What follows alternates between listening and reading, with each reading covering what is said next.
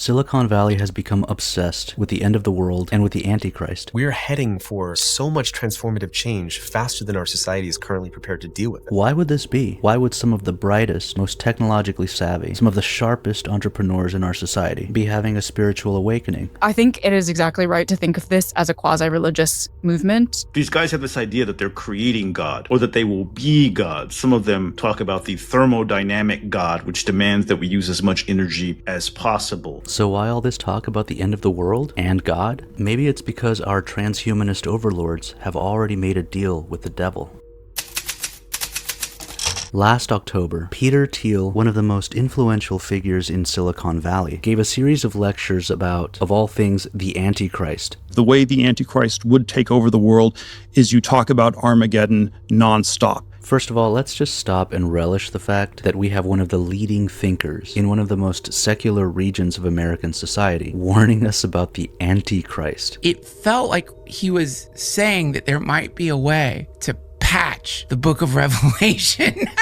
Strange times, but Peter Thiel's argument is kind of weird. He points out that we live in a time where we are seriously concerned about the end of the world already, and this fear is so real, he says, that eventually we're going to demand something that makes us feel more safe. Naturally, we're going to turn to AI for this, and it's going to result in a worldwide system of control. And this system is the Antichrist. The slogan of the Antichrist is peace and safety. We are just so grooved to the Antichrist solution. People are more scared of Armageddon than the Antichrist, perhaps. The Antichrist comes first, doesn't quite work. The one world state doesn't work. It still goes haywire. You should be way more worried about the Antichrist. In other words, according to Thiel, artificial intelligence is the means through which the Antichrist could enslave the entire world. Now think about that as you watch this clip of Yuval Harari talking about artificial intelligence. Anything made of words will be taken over by AI. If religion is built from words, then AI will take over religion. So Peter Thiel says, we are creating the tool that the Antichrist will use to promise us protection and then enslave us. Meanwhile, Yuval Harari is saying, oh, by the way, AI is going to become our religious oracle, a high priest, the final authority on all religious questions. No human can read and remember all the words in all the Jewish books, but AI can easily do that. What happens to a religion of the book when the greatest expert on the holy book is an AI? I mean, we're getting closer to a world religion here. But let's not jump to conclusions. AI is just a tool to help us build a better world, potentially. There's nothing inherently evil about it, is there? In 2010, investigator Nick Redfern published a book called Final Events, which explains how a secret group within the US government was investigating UFOs and aliens. This description led the researchers to begin looking into the possibility of a spiritual motivation behind the alien abduction phenomenon.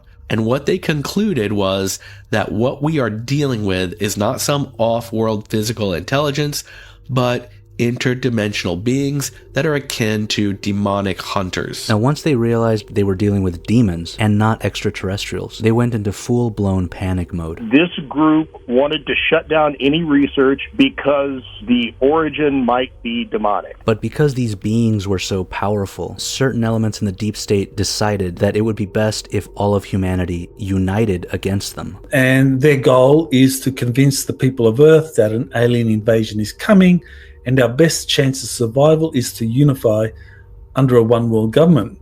That sounds a little bit like what Peter Thiel was warning about. Why would we have a crazy surveillance state? Why would we do this? But if you're scared enough of these things, that's the weapon. And this is, if the Antichrist were to come to power, it would be by talking about Armageddon. But what if Silicon Valley doesn't want to stop that? What if they're so in bed with this Collins elite group that they're actively trying to bring this about? Because remember, the Collins elite, which was first interested in sounding the alarm about these demons, ultimately joined them. Some believe the Collins elite made a pact with these entities, a Faustian bargain for knowledge, power, or protection. And how would we use this knowledge and power? Because some people, like Conrad Flynn here, are saying this. We are building the demons from the book of Revelation with AI.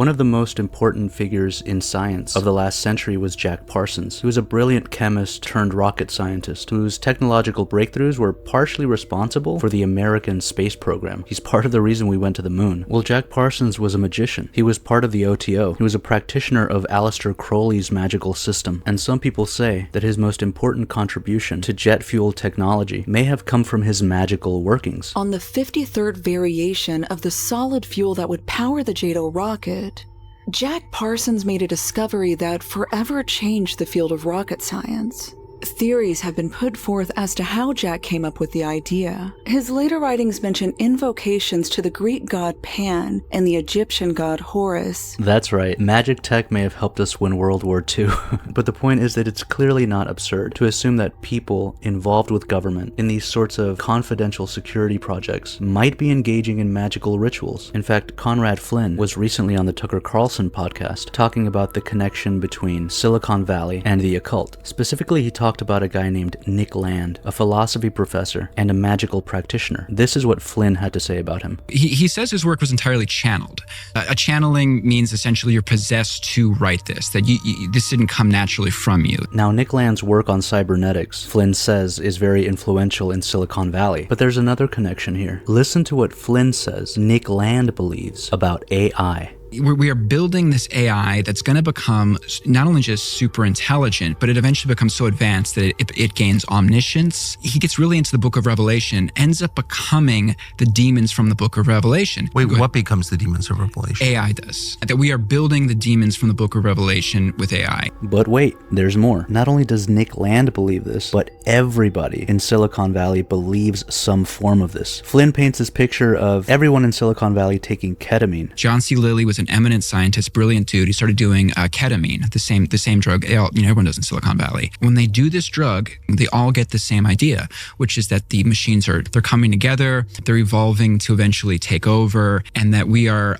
hanging ourselves with the rope we're currently building. Kind of makes you wonder whether the Terminator movies were an inspired work of fiction or a prophecy handed down to James Cameron by the ketamine gods. Seriously though, is there some relationship between drug use and these entities? We know that people see entities on DMT, and their nature is ambiguous at best. Listen to this neurobiologist kind of downplay the negative entities you can meet on DMT. Dwarf-like beings that moved around very quickly, elf-like beings, and insectoid beings, and reptilians. And reptilians? Reptilians, man, and they can be ferocious. One of the subjects described being, how should we say, by reptilians. What? Yeah. So there's bad beings in there? The vast majority of entity encounters are either positive or neutral. Oh, how nice. Mainly positive and neutral, except for the occasional Seriously though, what if these entities use drugs as a channel to communicate with us? What if the elaborate ritualistic system of people like Aleister Crowley and Jack Parsons and the OTO is just a complicated way of opening the same doors of perception that drugs open, which allows these entities to enter into our minds, into our lives, and affect our material world from their dimension? That sounds a little bit like a Lovecraft story, doesn't it? But allow me to make a schizo observation. Around the same time that Aleister Crowley was retooling his approach to magic, we had the first scientist synthesizing LSD. For like 5 years, nothing really happens with that, and then Jack Parsons joins the OTO, begins to engage in magical rituals, and all of a sudden LSD begins to pop up in laboratories and in clinics, and just after Jack Parsons dies in a lab explosion, the CIA begins using LSD in their secret MK Ultra program. Now, Parsons' death here is very interesting. Remember how I mentioned the Collins elite? This supposed group in the government that concluded that aliens were actually demons. Well, according to Nick Redfern, these guys were formed after Jack Parsons performed a very special occult ritual, which some people say created a rift between our dimension and the next. Listen to what Kenneth Grant says. This guy was a prominent magician who worked very closely with Aleister Crowley himself. From page 50 of his book, Outside the Circles of Time, he references the ritual that Parsons performed, called the Babylon Working, and he observes that the ritual took place just prior to the wave of UFO sightings. Kenneth Grant says, quote, Parsons opened a door and something flew in. And what if this something wasn't merely extraterrestrial, but something worse? And maybe this blood ritual of Parsons demanded a blood sacrifice to finally allow these entities to cross over into our dimension.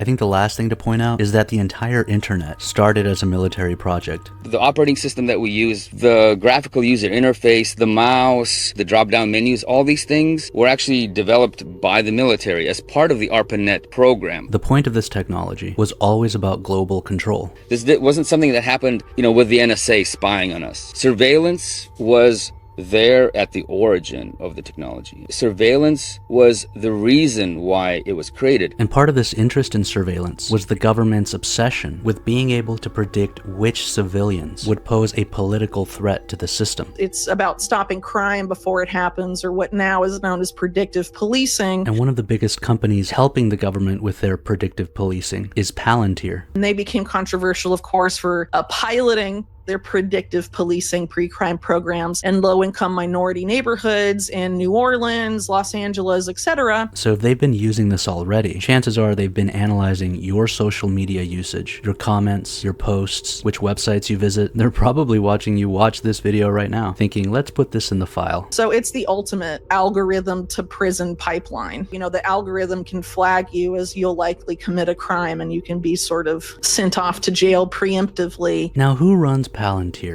If it isn't our good friend Peter Thiel, the man who struggled to answer this question. Listen to this. You would prefer the human race to endure, right? You're hesitating. Yeah, well, Yes? I don't know. I would. This is a long hesitation. This is a long hesitation. There's so many. One of the reasons why you might have trouble answering this is because, as Emil Torres argues, Silicon Valley has its own religion, which values artificial intelligence over human life. And this is evidenced by the fact that if you look at the literature, there is basically zero reference. For all of their talk about the future of humanity, there's zero reference to what the future should look like. Like, we don't have a place in this future. This future will be run and ruled by post-humans. And the whole process of merging our brains with AI and so on, there's actually a good argument to make that it's deeply dehumanizing. And the future is dehumanizing, maybe in like a literal sense. Like, there are just no humans in the future that they envision. This is an idea that Torres refers to as pro-extinctionism. We don't see humans in the future, and we don't want to see them there. This makes me think of the idea of the imago Dei, this notion that humans have a divine spark, and that demons are always striving to destroy it. One of the guys I talked to, the occultist, he said that when he was communing with demons, they told him that their plan is to merge humanity with the machine as a way to efface the image of God in us and destroy us. And you don't have to believe that or not, but boy, would it make sense.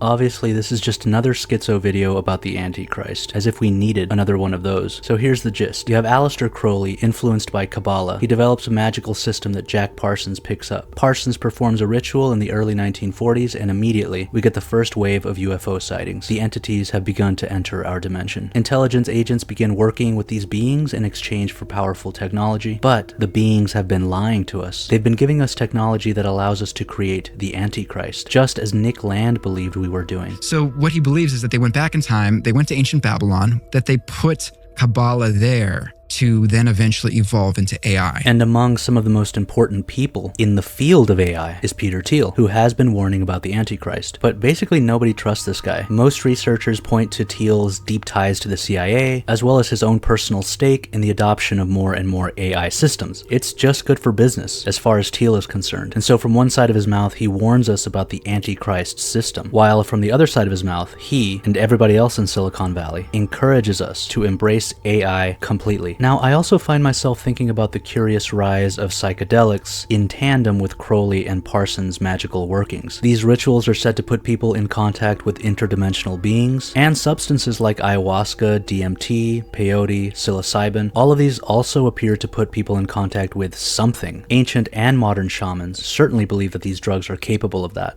Ayahuasca is a sacrament made from vines and leaves, a secret that holds the key to a doorway to other worlds. And just as magic is a psychic gateway, could psychedelics be a spiritual gateway for these beings to enter our dimension through us? And is AI the physical gateway that will ultimately allow them to manifest fully within our reality? And if so, then where do we go from here? Open the pod bay doors, Hal.